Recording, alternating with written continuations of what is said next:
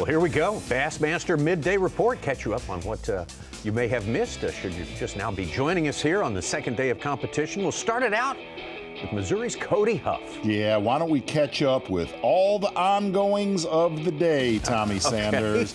Bassmaster Midday Report presented by Yamaha. Cody Huff had one area to himself. He did all of his damage on yesterday. Zero company. A little bit slower today for Cody Huff. Unofficially 10 pounds and 10 ounces.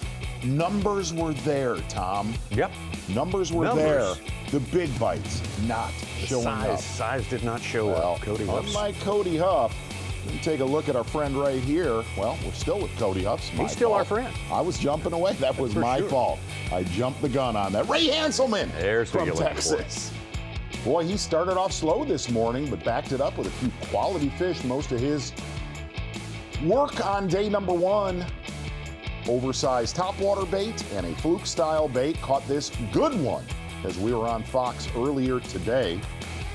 Ray Hanselman, really strong performance down in Florida. We haven't even talked about, this is the Ray Hanselman we've been waiting for. Sure, yeah. Good to have you back here, my friend.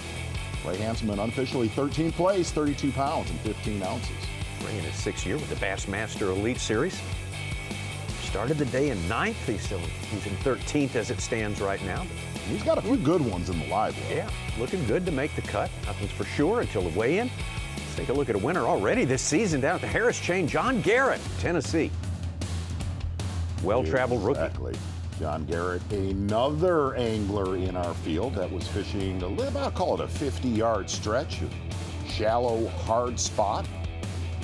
Kind of played protection, a little defense yesterday, but a lot like Cody Huff, getting bites, but the quality was not there today for John Garrett. Still creeping around that top 10, though. Yep. Sitting in 12th, 33 pounds and 13 ounces for John Garrett.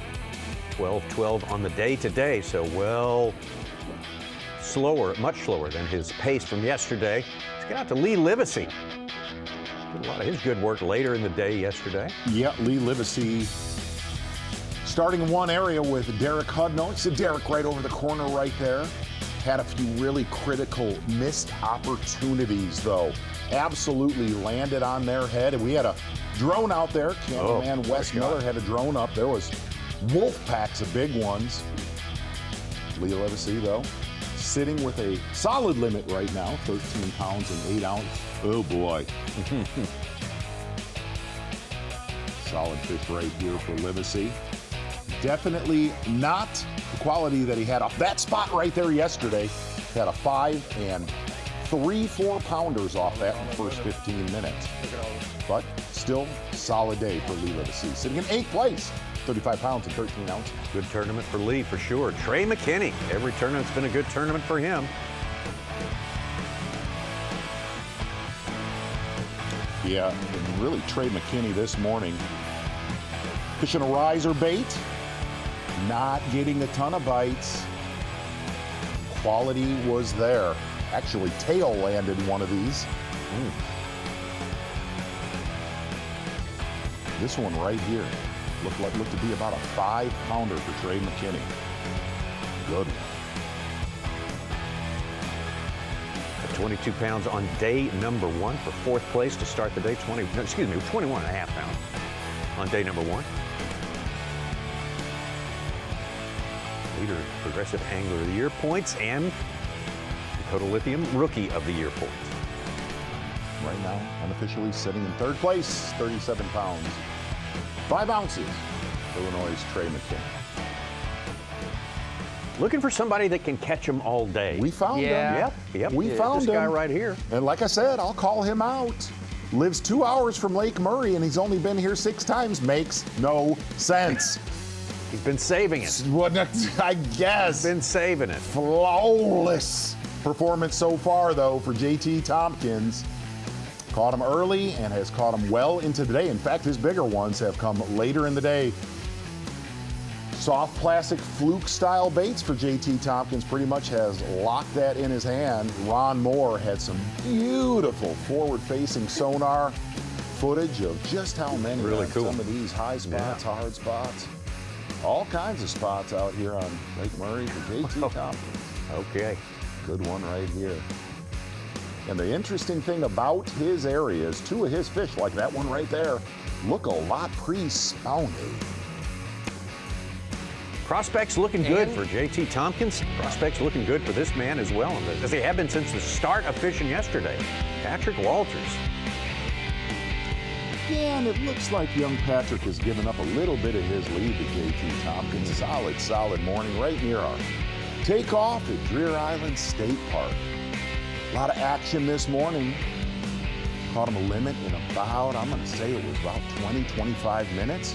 Backed it up with a few calls, said, on FS1, I need a couple good ones. Catches a nice one right here on a topwater bait. Your leader, Patrick Walters, 40 pounds and 6 ounces.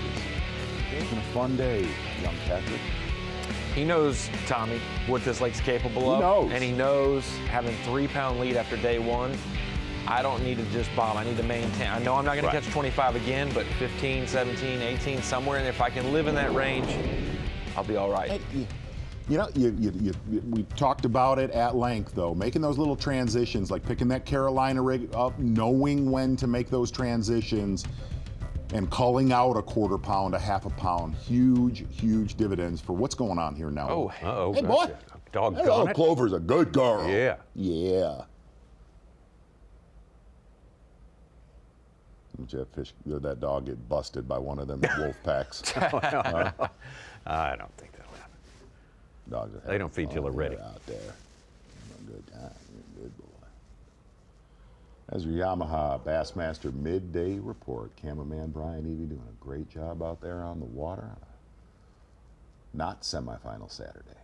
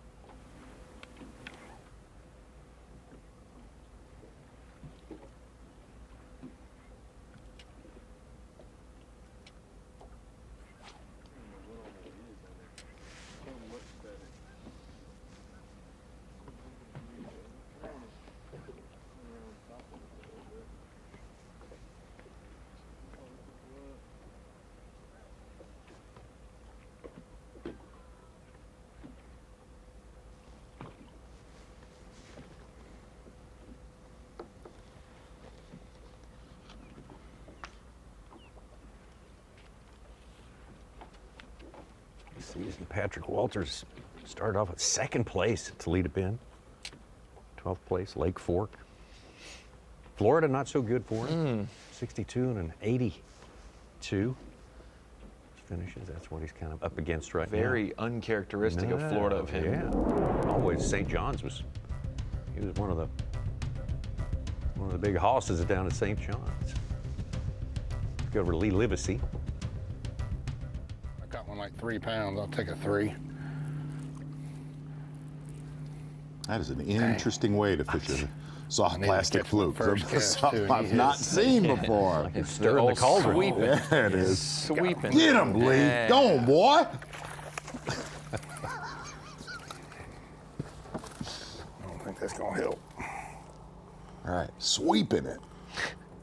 Fat. Look at that tub. When I'm, Yeah, these are 20 inches. He'd be when a I'm 10 asked pounder. to do chores around the house and sweep the kitchen, Gonna be that's exactly probably how what I I look got. doing it too. Just No, yeah. Out there I got getting a it. 2. I got a 253.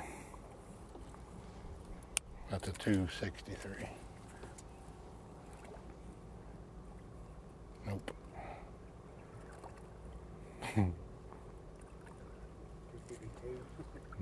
He's a 242.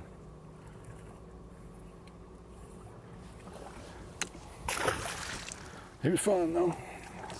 That's what I thought was here, fish that size.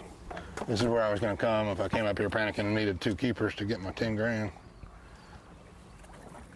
But I did catch one about 3 here in practice, so might catch him next cast. Lee's been talking about that 10 Nice to have a grand group all of fish day that long, Tommy. actually- I mean, he has been talking about that. He's on it. On the case. He's only got like 4 Bassmaster wins since 2020. Yeah. One Open, three elites, right? Yep, 2 on Fork, 1 on Chick, and then he won Ross Barnett. 10K's nothing to this guy. No. We got a bunch trying to make it into the Bassmaster Elite Series. They're fishing the Tackle Warehouse EQ. The Elite Qualifier system right there. Evan Kung of Canada.